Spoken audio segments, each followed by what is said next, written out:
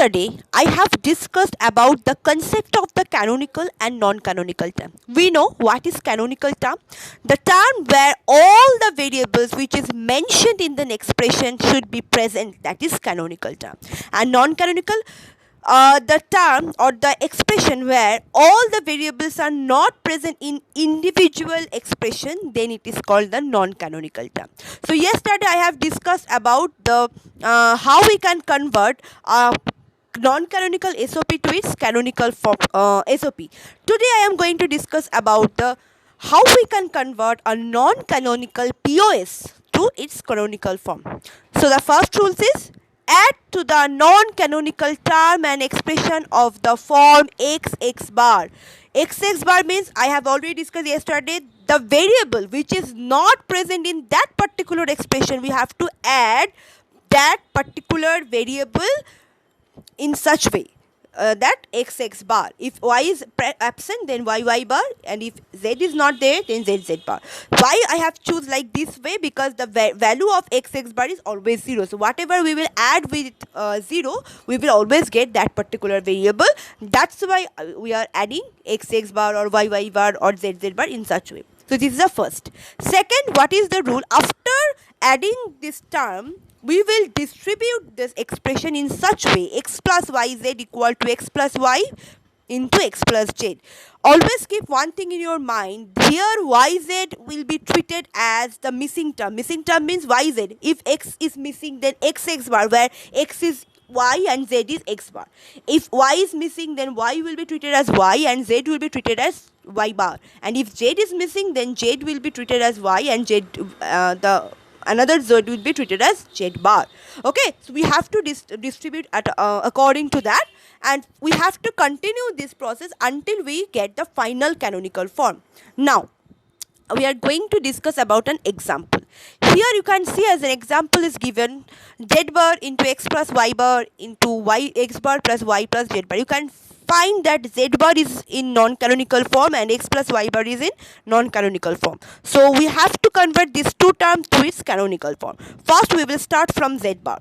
So z bar, here two term is missing, y and x, both the terms are missing. So first we will continue step by step. We can't add both of the variable at the same time. We have to continue step by step. First we are adding xx bar. So according to x plus y into x plus y is z. So according to that rules, we will distribute how z bar plus x bar and z bar plus x, because here x is treated as y and x bar is treated as z. So after this distribution, we will find z bar plus x and z bar plus x bar. Again we will continue the process. Why?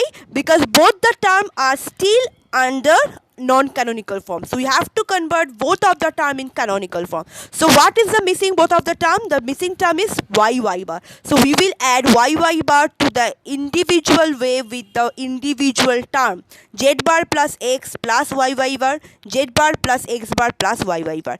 Here z bar plus x will be treated as the x and yy bar is treated as yz. So according to the rules, we will get z bar plus x plus y and z bar plus x plus y bar. Again z bar plus x bar will be added with yy bar. We will get z bar plus x bar plus y and z bar plus x bar plus y bar. So this is the first, we have converted the whole z bar term to its canonical form. After converting the canonical form, we will get 4 individual terms. Okay, after converting the whole non-canonical of z bar to canonical form, we will get 4 individual terms. Now considering another non-canonical term was mentioned here, that is x plus y bar. Now we have to convert it to canonical form. So the what we have to do? What is the missing term here? Here z is the missing term, so we have to add z bar here. So x plus y bar is x and z bar is yz in this term.